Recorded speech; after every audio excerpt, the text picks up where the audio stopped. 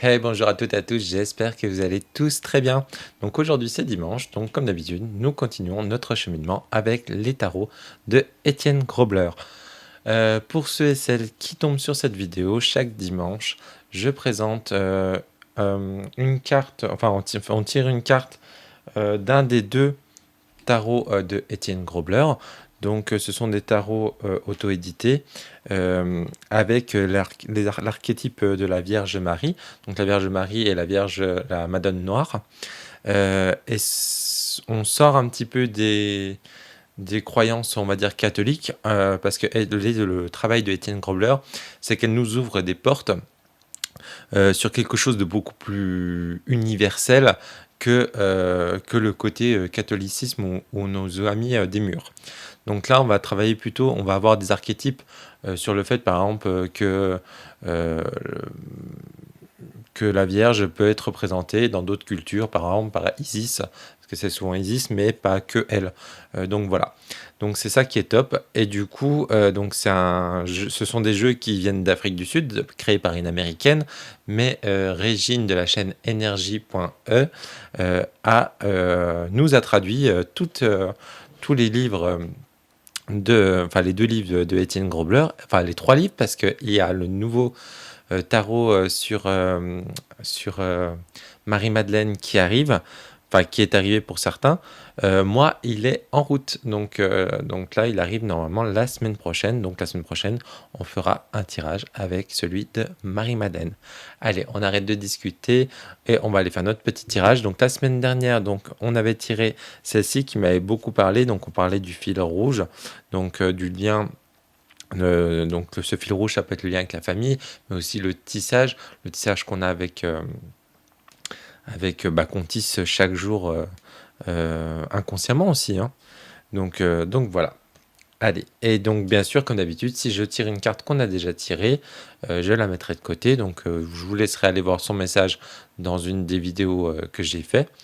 Et parce que le but aussi de tirer des cartes, c'est aussi de découvrir chaque carte, chaque semaine, chaque carte, pour voir un petit peu comment est fait ce magnifique tarot. Allez, c'est parti. Quel message, hop, as-tu à nous donner? Oh bah voilà, elle se retourne directement pour cette semaine. J'ai même pas le temps de terminer. Elle est très lumineuse cette carte, elle est magnifique. Alors, du coup, regardez, on va déjà regarder un petit peu. Donc, nous avons un soleil, nous avons une tête de taureau. Moi, tout de suite, quand j'ai vu cette tête de taureau, j'ai pensé à l'histoire, vous savez, quand les Juifs ont traversé le désert et qu'ils ont pris tout l'or des Égyptiens, qu'ils ont refondu pour faire un taureau, pour vénérer ce taureau, et que du coup, Dieu s'est un petit peu énervé contre eux. Donc ça m'a fait penser un petit peu à ça. Je crois que c'est à peu près ça l'histoire. Hein. Je suis pas calé, je suis pas historien, rien du tout. Reprenez-moi en commentaire si je me suis trompé dans ce que je viens de dire. Alors elle est très lumineuse cette carte avec beaucoup d'or. On a des petites pierres, on dirait un petit peu semi-précieuses, on dirait comme de l'ambre. Moi ça me fait penser à mon magnifique bracelet qui est ici, que j'adore, que je mets tous les jours. Donc vous voyez, hein, ça me fait vraiment penser à ça. C'est une de mes pierres, enfin c'est pas une pierre, c'est une résine, l'ambre. C'est ça, j'adore. Allez, on va aller voir donc. Hop, je vais zoomer. Alors, je vais essayer de vous mettre comme ça pour voilà, parce que comme ça vous voyez, ça fait plus de lumière, je trouve. Enfin, ça fait plus de couleur. Je vais prendre le livre, je vais essayer de la trouver tout de suite. Si je ne la trouve pas, bah, je couperai directement. Le taureau sacré, symbole puissant de régénération et de fécondité. L'archétype de la déesse et du taureau sacré est ancien et il serait né de l'astronomie des cycles de la lune. L'archétype de la déesse et de son époux, le taureau, était d'une importance centrale pour les peuples de l'âge de bronze de la Méditerranée et leurs prêtresses astronomes. Cette relation est un véhicule pour le rajeunissement des grands cycles du temps, des cycles de la lune et du soleil, et la résurrection du pouvoir et de l'énergie. L'utilisation de burkrania, cornes de taureau ou de vache, comme art rituel apparaît au début du néolithique. Le taureau, reflété dans le ciel comme la constellation du taureau, apparaît dans le ciel à ce moment-là. Le taureau est accompagné dans le mythe historique précoce par une épouse, la grande déesse, comme une vache. Quand la Madone Noire a commencé à apparaître constamment dans mes rêves et dans ma conscience, j'avais beaucoup de rêves de taureaux. Ils n'étaient pas seulement des taureaux noirs, mais aussi des taureaux bruns et blancs. La plupart des rêves étaient sur le sacrifice des taureaux, lesquels, dans ma connaissance limitée, étaient liés seulement à la religion de Mitra. Mais il y avait un rêve qui était très vif et vraiment m'appelait pour explorer le symbolisme du taureau plus profondément. Dans ce rêve, je marchais avec beaucoup d'autres, dans une procession de taureaux. Ces taureaux étaient joliment décorés de bijoux et d'un signe d'or chatoyant. Dans mes recherches, j'ai découvert que la couleur or était importante dans le symbolisme du taureau sacré et de la déesse dans la culture minoenne mycénienne. Le culte de la déesse et du taureau sacré symbolisait un hieros gamos, un mariage sacré entre la déesse et son époux, le taureau noir. Le taureau noir symbolise la renaissance et la régénération d'une nouvelle vie par le sacrifice. Dans cette relation sacrée entre la déesse et le taureau, l'humanité apprend les secrets de la vie éternelle par le sacrifice. L'image du bœuf sacré se trouve dans la tombe égyptienne de Seth Ier de la mythologie de la tribu amérindienne des Pieds Noirs, comprend une histoire similaire de la déesse et du taureau. Au néolithique, la couleur blanche était associée à la mort, rouge à la vie et noire à la régénération et la renaissance. La déesse Madène-Mère a conclu un mariage sacré avec le masculin sous la forme d'un taureau, par l'acte de sacrifier la vie du taureau pour la régénération de la vie nouvelle et spécifique la vie éternelle de la réincarnation. La déesse et le taureau symbolisaient le soleil et la lune et son renouvellement continu. La référence au taureau comme une partie des rituels de prêtresse et comme un symbole des énergies de la vie et de régénération des énergies de la vie est représentée dans la burkrania, entre parenthèses, crâne bovin en sacrifice, et dans les cornes de consécration. Les cornes de taureau étaient représentées comme un croissant de lune ou par une forme de U symbolisait la burkrania. Toutes les déesses, telles que Héra, Hathor, Isis, sont venues avec la burkrania comme une couronne. Le sacrifice du taureau dans la Grèce classique a été reconstitué dans le sacrifice rituel du dieu Denis, comme la bulle accompagnée de sa mère terrestre Semele et son épouse Aradiane. Robert Grave croit que ce rituel a été apporté d'Espagne dans les combats de taureaux cérémoniels. Selon la chercheuse Marija Gimbuta, le processus réel d'ascension et le soulèvement de l'âme à la vie éternelle sont symbolisés par la vie elle-même émergeant les cornes de la burkrania dans la sculpture et l'art néolithique. Dans de nombreux temples de Catalhoyuk, seules des têtes de taureaux sont placées sur les clous.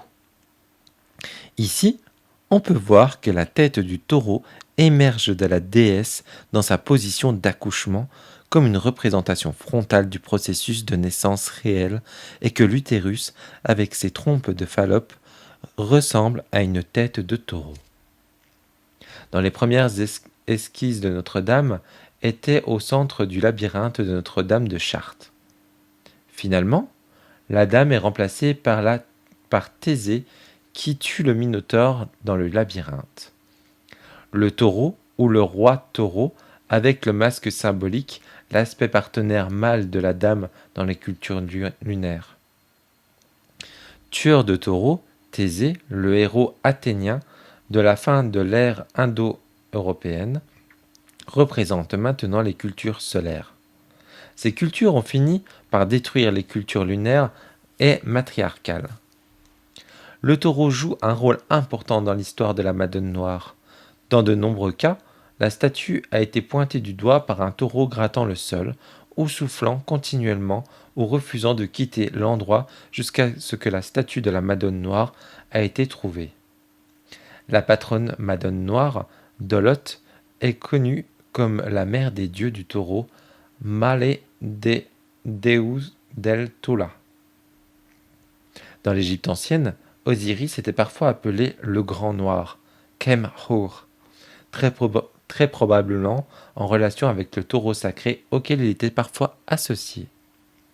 Le sacrifice du taureau sacré conduit à la naissance de la déesse des abeilles. Le papillon et les abeilles sont des images coexistantes de la grande mère de la régénération. C'est une croyance ancienne que les abeilles sont nées de la carcasse morte du taureau. Il a également été interprété que des essaims d'abeilles de conglomérés sur les lacs de sang se formant des abattoirs et que cela aurait pu être considéré comme la mort créant une nouvelle vie.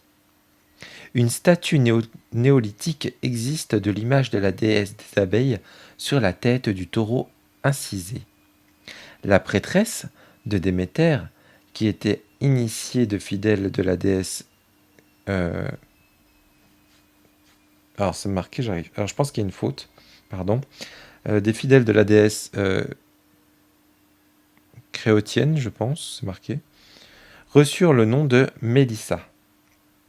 Les prêtresses d'Artémis de la Lune ont également été appelées Mélissa.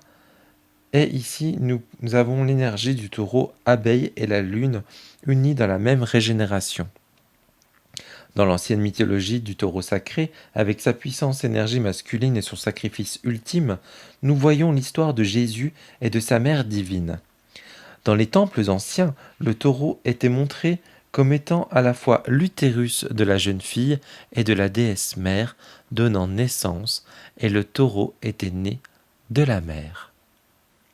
Dans certains rituels anciens, le hieros gamos, métaphorique, a été reconstitué dans les rituels de la fertilité et a été entendu que la déesse est entrée dans un mariage sacré en tant que mariée avec le partenaire masculin. Et enfin, la déesse, dans sa noirceur de régénération, sacrifie le dieu taureau pour assurer la régénération du soleil et de la lune et des cycles de la terre. Le taureau noir sacré, symbole de fertilité active et de régénération, vous appelle ou vous invite à reconsidérer vos idées à ce que quoi le monde devrait ressembler. Y a-t-il un espace intérieur caché dans votre cœur qui n'a pas été conscient depuis longtemps? Le principe actif met en lumière la justice et l'équité. Avez-vous agi avec sensibilité aux droits et aux sentiments des autres, y compris votre casseau, ou avez-vous été pris dans le charme du « c'est comme ça et ça a toujours été ». Donc voilà cette merveilleuse histoire qui à chaque fois m'émerveille.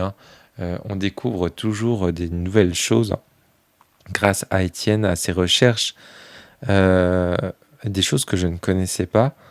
Et je trouve ça tellement merveilleux. Ces histoires d'abeilles, ces histoires de régénération du taureau, le symbole aussi du taureau, qu'est-ce qu'il représente. Donc franchement, là, je suis vraiment touché par cette histoire aussi. Mais je crois que chaque carte a sa propre énergie, et à chaque fois, cette énergie arrive à me toucher. Il y a des cartes qui vont plus me ressembler, comme la semaine dernière, on parlait vraiment de fil, on parlait vraiment des choses qui me lient et qui est dans mon quotidien, dans mon énergie. Et donc ça me touche vraiment réellement personnellement. Mais là, même des choses, des histoires que je ne connaissais pas spécialement, c'est ça cette magie de ces cartes. Elles ont une puissance à vous toucher directement.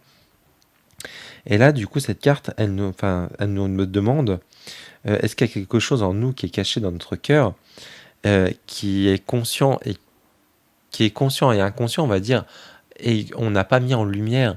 Et peut-être que là, on nous demande de mettre du coup en lumière et pour équilibrer les choses qui sont en nous.